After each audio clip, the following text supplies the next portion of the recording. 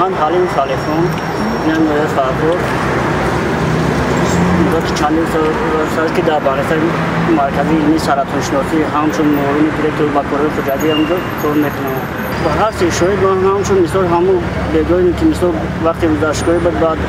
دانشگاهی مثال بخواستم با همچون کارگرامون مثال خبر گرفتن پاسمانو را بعد بالا به کانال دادن ناساس موندگی برای زمین رو آب دادن همون ناساس را گرفتم اومدم پاسمانو را خبر گرفتم بعد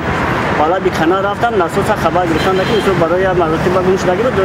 مرتبه برای کردن خبر گرفتم ناساس گیرم دادن همون خلای طرف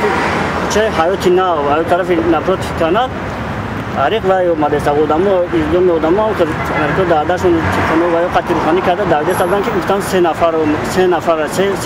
نفر گفتن و بابا گفتن که سه بوده کرد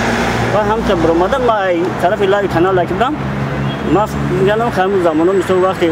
سیل اومدن مثل او بومدن خیلی باید بود مثل جای داخلی تاکید نکردن که مثل بوداکورا به روی نمونه وای کردن دادم بالا کپرت دایست دادم بالا موز دایست دادم بعد آدم هم اومدن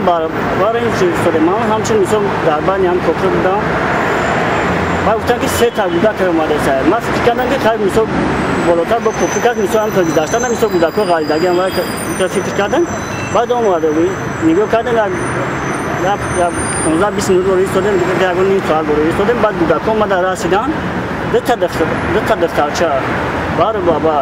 های بوداکو را ایوب گرفتیم چون یودن اولی گفته با مرکز علمی سرطان شناسی روان کردیم در جا مثل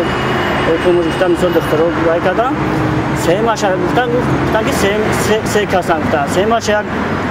اونم دیگه نگاه کردم که نشد بعد از خفه بوداکو رفتم مثل با بیمارخانه بود یودم مثل با همراه طبیبان بوداکو را یودم کردم که خیلی نشده بود مثل تو وقتی با بیمارخانه بودن مرده بودن